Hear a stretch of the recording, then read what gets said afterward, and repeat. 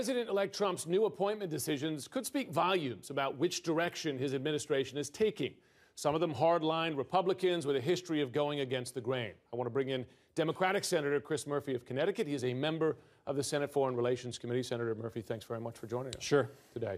So let's look at some of these appointments today. These are very key appointments in the national security space in any administration. Michael Flynn, he does not require Senate confirmation. But will Democrats call for Trump to rescind that nomination as they did for Steve Bannon? I think we have to be very concerned about Michael Flynn being on the inside of U.S. national security strategy. This is someone who was relieved of his duties working in the defense intelligence field.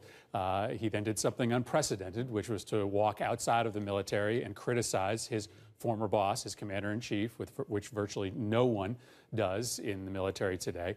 And he brings into the White House a set of incredibly dangerous views about Islam. He has basically made his name by saying that the United States should declare war on Islam as a religion, that the entire religion presents a threat to the United States. First, that is fundamentally untrue. This is not the Crusades.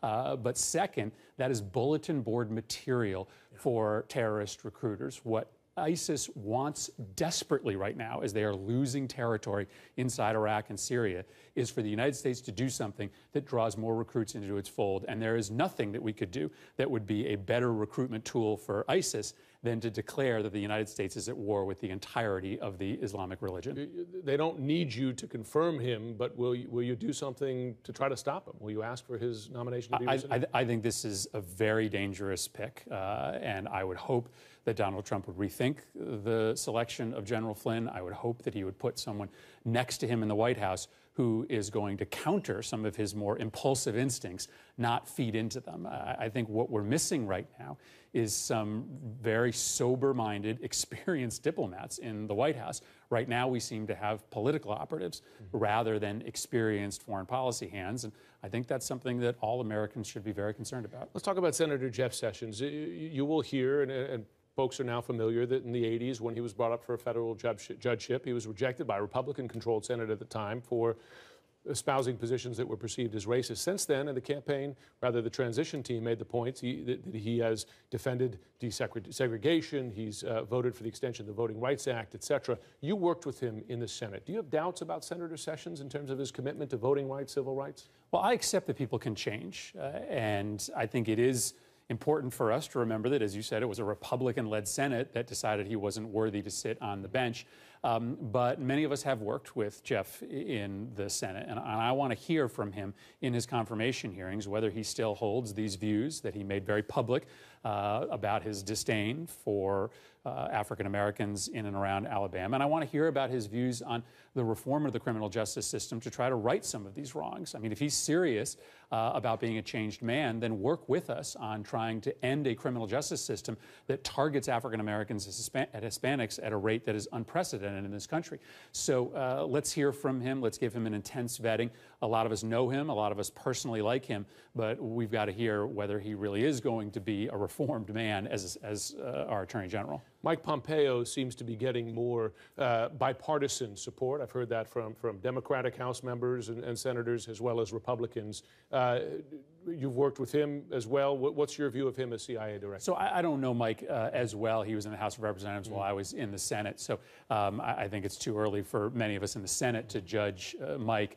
But again, the trend line that worries me is that most of the people that we have seen, Pompeo is actually an exception. Pompeo supported Rubio before he supported Trump. Yep. But most of the people that we're seeing selected for these key national security posts seem to be first loyalists and second experienced foreign policy thinkers. And so I'd like to see some more people that maybe were outside of the Trump camp but can bring some expertise to the administration on how to keep this country safe. Obamacare, Donald Trump on the campaign said he was going to repeal it. Since then, he's expressed some flexibility on it. What are Democrats going to do? Do you have a plan to stop the repeal of Obamacare if the Republican-led Congress goes that way? Well, I've, almost 250,000 people in Connecticut who have gotten care through the Affordable Care Act, 80% satisfaction rates of those who have signed up, record signups just in the last month.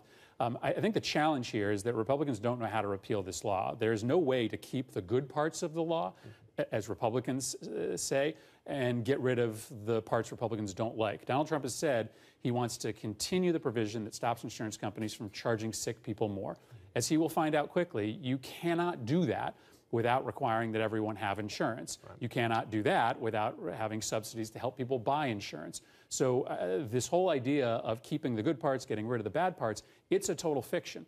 And so many of us are going to be waiting to see what Republicans propose. They've had this great deal for the last 8 years. They've been able to say they want to repeal it and replace it without actually telling us what the replacement is. Donald Trump said on the campaign trail that people would have better health care for lower cost by repealing the Affordable Care Act. Let's wait and see if he can pull that off. Now's the test. Senator Chris Murphy, thanks very much. Thanks a lot, Jim. Appreciate it.